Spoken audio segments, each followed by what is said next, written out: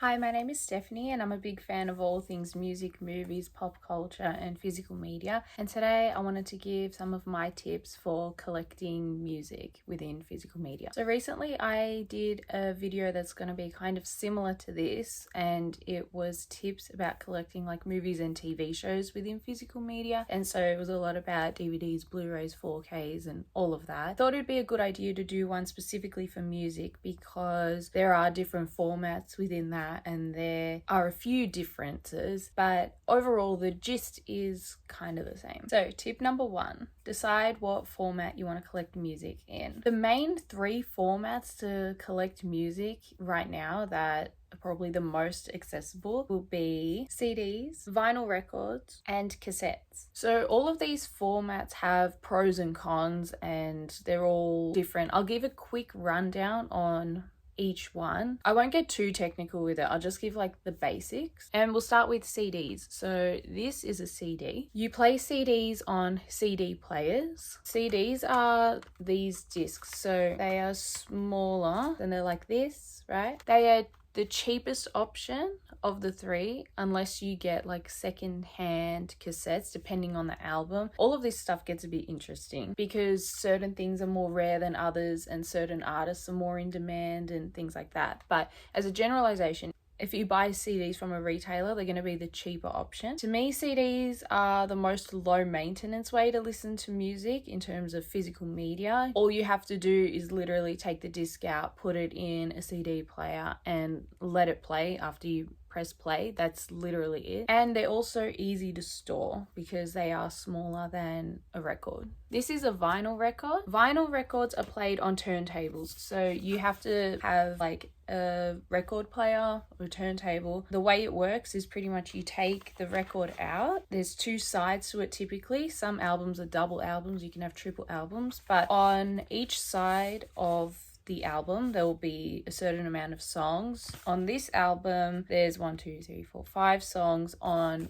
each side. So once you take the record out, you put it down on the turntable, you'll put the needle down on the record. I believe you just press the button if it's an automatic one, but if not, you drop the needle down and the record will spin and it will play your music. Once side A finishes, you lift the needle, you put it to the side, you flip the album, and then side B will play. And then if you have like multiple records within an album, you put the next one down and be side C, and then flip it, side D. This is technically a 12-inch record because of the size of it. You can get 7-inch records, which are mainly singles. So here's an example of a 7-inch record. This is a single. This is the Prince single for If I Was Your Girlfriend. That's on side A. On side B is the B-side Shockadelica, also a bop, but it's different in size. Obviously there's a massive size difference. Depending on what size record you're playing on your turntable, there is like a way to adjust how quick the record spins, because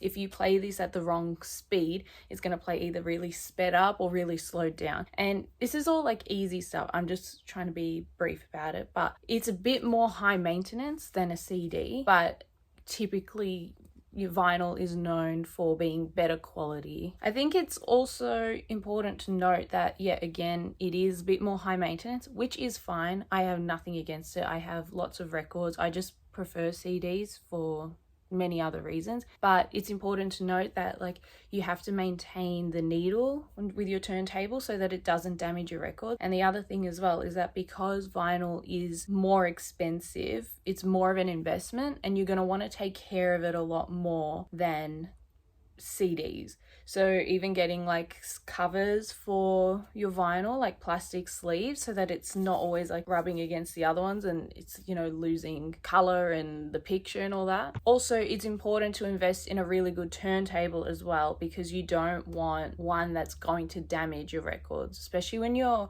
investing a lot of money into something. You want to make sure that everything is high quality so nothing gets ruined. It's also important to note that whenever you touch any sort of discs, like it's important that you hold it a certain way. But with vinyl, you never put your fingers onto the record because your skin has oils that you don't even know about, and it leaves marks and it damages the record as well. You want to keep your records as clean as possible. Oftentimes there's like dust and stuff goes on it. You can buy cleaning kits and you can maintain them. But like I say, for all of these reasons and probably more that I've missed, vinyl's a little bit more high maintenance, but it is, again, so worth it. And the final format I want to talk about are cassette tapes. So cassette tapes are a bit more rare these days. Some artists release their albums on cassette, and honestly, whenever I've bought a new album on cassette, I've not really listened to it through it. I have like a cassette player, but like I own the CD, so I just listen to it through that. But they're so fun to have. Cassettes are similar to tapes in that when you play them, the tape moves, so you obviously have to be careful, and if you play it, you have to rewind it so that it goes back to the beginning. But cassettes are small and easy to store. You can buy like portable cassette players, which are called Walkmans. You can also get portable CD players as well, which is cool because you can just play them and walk around with them.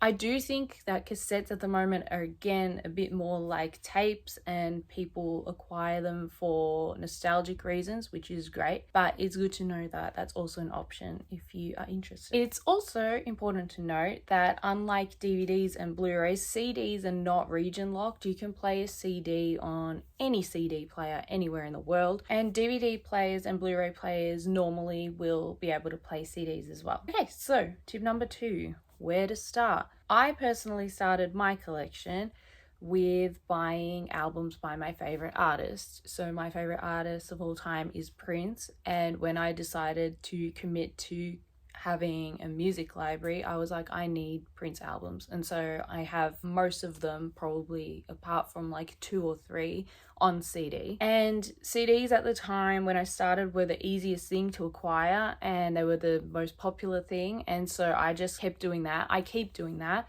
My favorite albums I own on vinyl because I know that if I listen to them, I'm going to listen to them multiple times.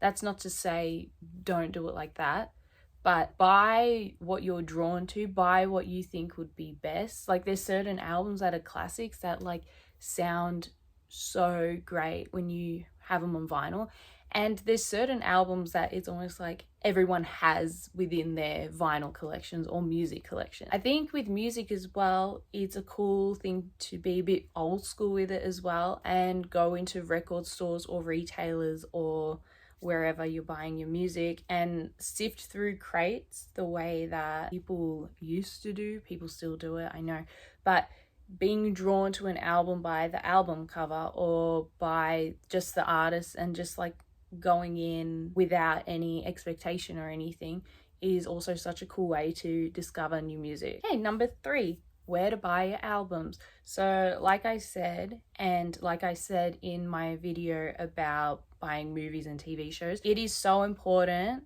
as much as it's important to buy secondhand, which again I will get to, it is so important to buy from record stores and from retailers where distributors are and record companies and labels and everything are having people buy their music from. You can buy your favorite albums on your favorite artists' websites. You can buy them on the record company and distributors' websites. You can buy them in your local retailers that supply music. For me, it's really important that people know that, again, buying your music from stores is so important because, again, it lets record companies and distributors and retailers know that there is a high demand for people who want to buy music. This is also extremely important when it comes to the artist being paid for their work. I think that there's some benefits to streaming, but ultimately it is so crucial and important that people buy the albums that artists put out,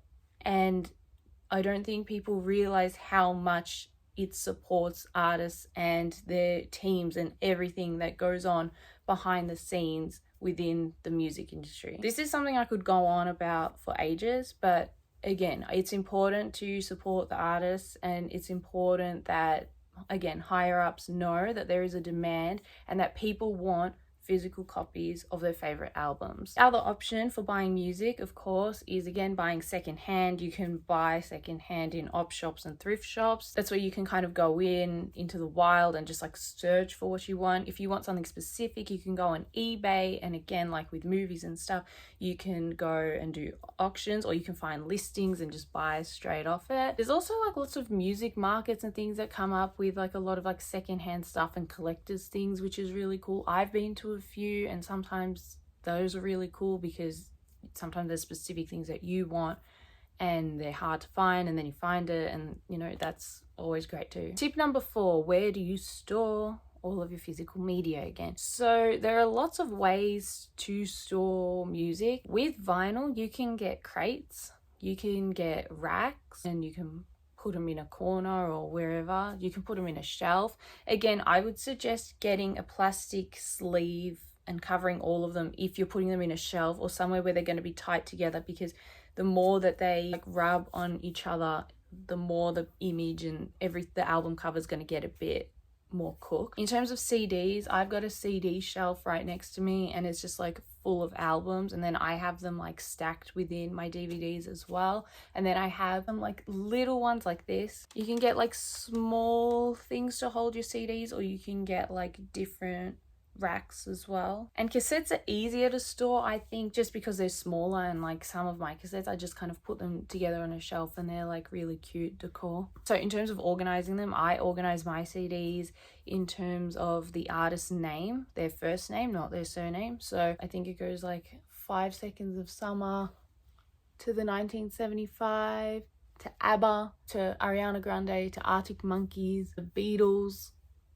It's all happening. You can organize by genre, you can organize by artist surname, you can organize by your favorite artist, you can organize it by color, you can organize it by year, you can do 1,000,001 different things. It's whatever works for you. I find that with albums, the first letter of the name of the artist works best for me. And my 5th and final tip is keeping track. So I think that it's important to keep track of what you buy, especially if you get a lot. Like I have, again, just physical media surrounding me at all times, but sometimes it's very easy to forget. If you have a certain album, or if you need to get a certain album, and again, sometimes you can get double ups and whatnot, but if you prefer not to, I think it's a good idea to either keep a list that you write on paper.